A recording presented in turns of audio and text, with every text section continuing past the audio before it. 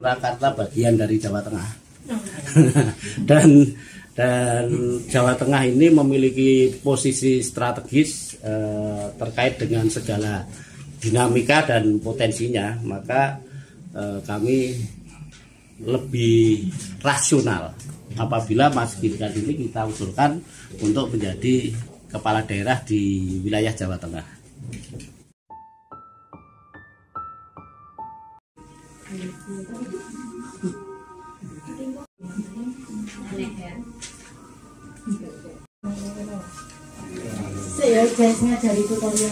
Fraksi Partai Golkar ini terkait dengan undangan saya bahwa pada hari ini saya akan menyampaikan siaran pers. Jadi ceritanya begini, bahwa beberapa waktu yang lalu kami mendapatkan surat dari DPP melalui WA bahwa pada hari ini atau nanti malam itu di DPP akan diadakan rapat yang membahas tentang penjaringan atau usulan personil terkait dengan pilkada.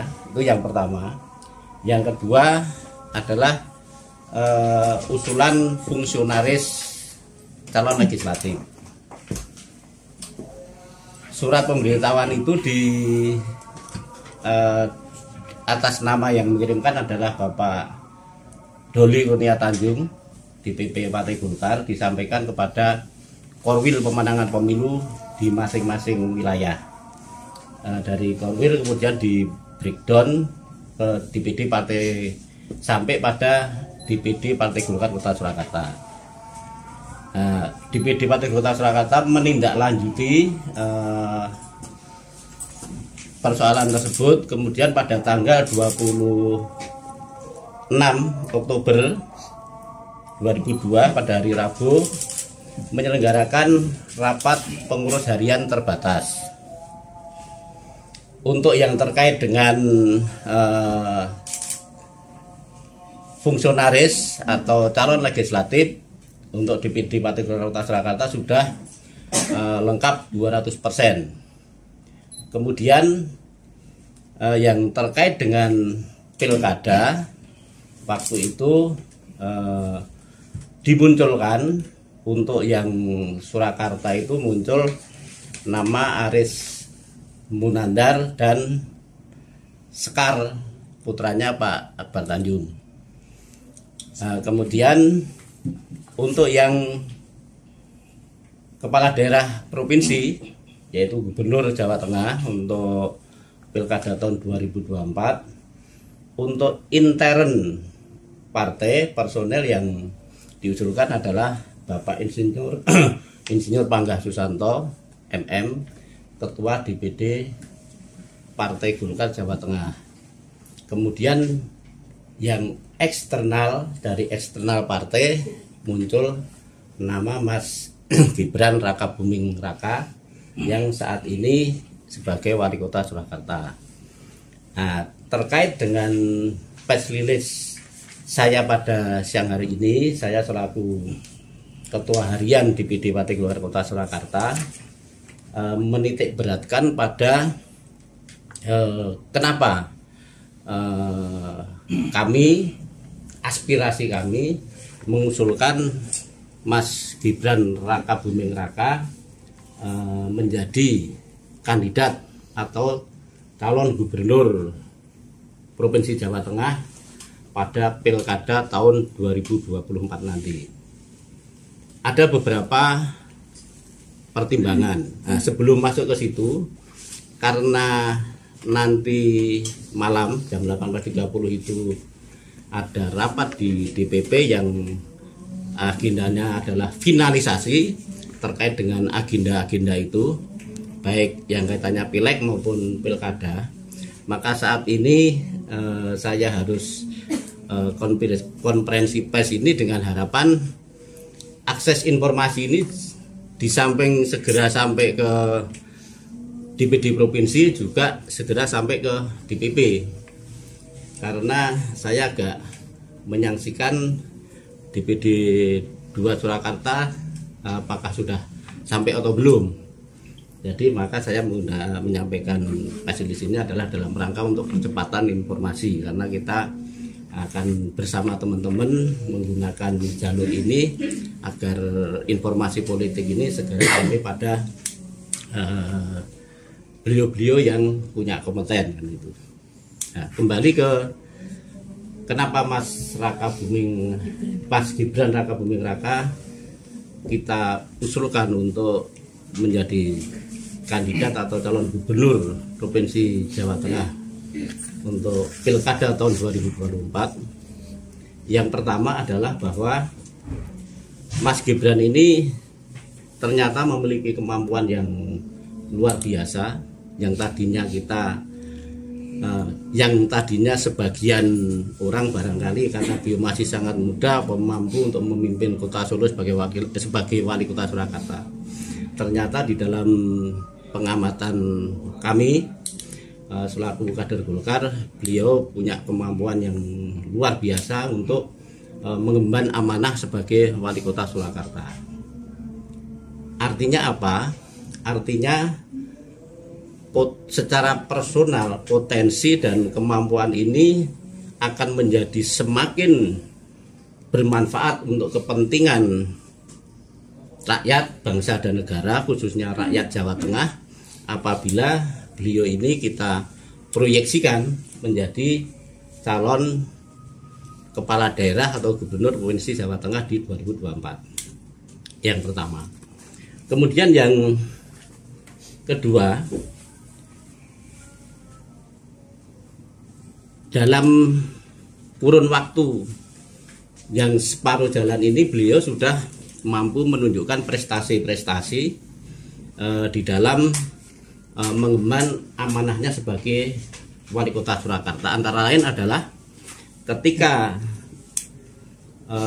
seluruh bangsa ini dan khususnya kota Surakarta mengalami situasi yang sangat-sangat sulit, yaitu pada pandemi COVID 2019, ternyata di bawah kepemimpinan Mas Gibran Raka Buming Raka ini Surakarta mampu untuk mengatasi, bahkan berhasil mengatasi sehingga mampu mengembalikan stabilitas kesehatan masyarakat di kota Surakarta ini.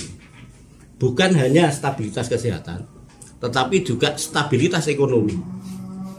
Stabilitas ekonomi dalam masa sulit maupun pasca masa pandemi akhirnya bisa terjadi recovery, bisa terjadi stabilitas ekonomi karena mampu untuk melakukan percepatan kebijakan-kebijakan yang terkait dengan percepatan ekonomi itu, antara lain adalah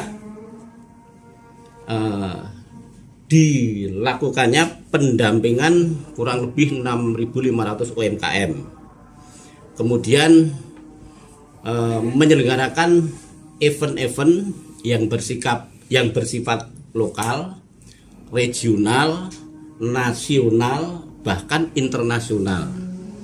Ini berdampak secara signifikan terhadap pemulihan dan percepatan ekonomi khususnya di kota Surakarta. Kemudian berikutnya, Mas Gibran Raka Buming Raka telah berhasil untuk menciptakan stabilitas keamanan maupun ketertiban masyarakat, sehingga masyarakat kota Surakarta ini dalam iklim yang sangat nyaman dan kondusif. Ini adalah faktanya seperti itu.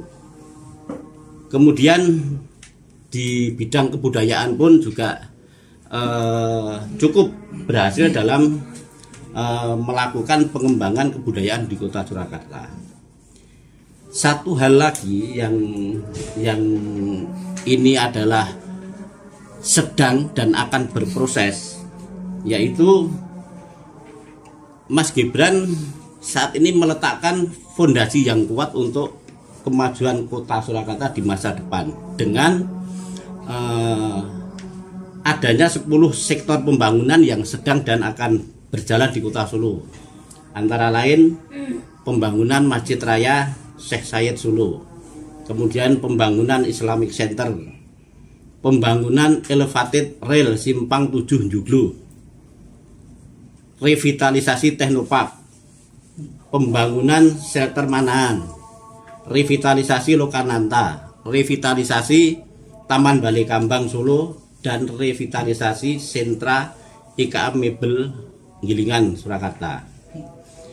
Kemudian yang langkah yang cukup visioner yaitu mendorong Kota Surakarta ini menjadi kota yang modern menuju smart city dan lain-lain. Nah, dengan alasan dan pertimbangan-pertimbangan tersebut di atas, kami memandang Mas Gibran Raka Buming Raka cukup pantas dan layak untuk kita dukung dan kita dorong untuk menjadi kandidat atau calon gubernur Provinsi Jawa Tengah untuk Pilkada tahun 2024. Demikian intinya siaran pers yang perlu saya sampaikan pada siang hari ini di tempat yang luar-luaran ini.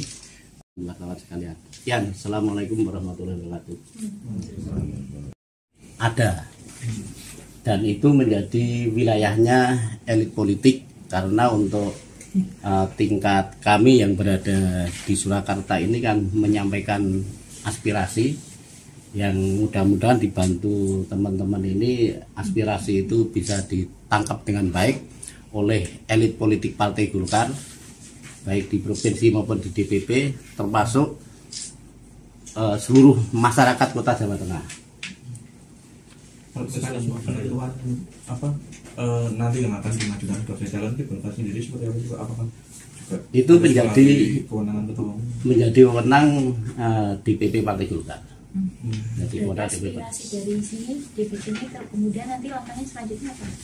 Ya ini kan sedang berproses, sedang berproses provinsi, kemudian dikirim ke DPP, dan termasuk aspirasi yang saya sampaikan pada siang hari ini, insya Allah tepatnya dalam hitungan tidak harus jam nanti juga sampai DPP gitu. Sehingga nanti malam yang rencananya ada rapat finalisasi terkait dengan Pileg maupun Pilkada bisa menjadi materi yang akan ditetapkan. Ini kan jadi hitungannya jadi yang paling awal Golkar mengajukan nama Mas Gibran untuk maju ke Pilkada Jatim. Alasannya apa Pak? Terus apakah diharapkan ini nanti dapat memicu partai-partai lain juga yang akan mendukung? Ya tentu saja berbicara tentang kepala daerah itu kan berbicara untuk menentukan pimpinan atau sosok kepala daerah yang nanti bukan hanya partai yang mengusung, tapi kan oleh seluruh masyarakat dan rakyat Jawa Tengah. Tentunya bukan hanya untuk kepentingan politik Partai Golkar, tapi untuk kepentingan rakyat Jawa Tengah. Kami berharap gayung bisa bersambut, baik itu oleh internal Partai Golkar maupun oleh elemen-elemen masyarakat yang lain, termasuk partai politik yang lain. Ini berarti nama Mas Gibran sudah dimasukkan, termasuk beberapa nama tadi dikirimkan ke DPP ya? Atau itu nanti yang tahu DPP ya? Oh ya. Tapi namanya sudah kemarin di rapat di rapat pengurus harian terbatas di DPD Partai Golkar Kota Surakarta, nama Mas Gibran sudah muncul. Gitu. Ada komunikasi Pak dengan Mas Gibran? Belum ada. Belum ada. Ini lakukan konsolidasi dengan DPC yang lain Pak? Yang sekitar sini gitu? Ya itu nanti biasa saja ini kita lempar bola ini dan insya Allah nanti akan ditangkap dengan baik oleh rekan-rekan yang lain. Insya Allah. Termasuk bersurat resmi ya Pak ya? Iya. Mengusulkan nama. Iya betul. Ini Surakarta bagian dari Jawa Tengah. dan Jawa Tengah ini memiliki posisi strategis terkait dengan segala dinamika dan potensinya, maka kami lebih rasional apabila Mas Gibran ini kita usulkan untuk menjadi kepala daerah di wilayah Jawa Tengah.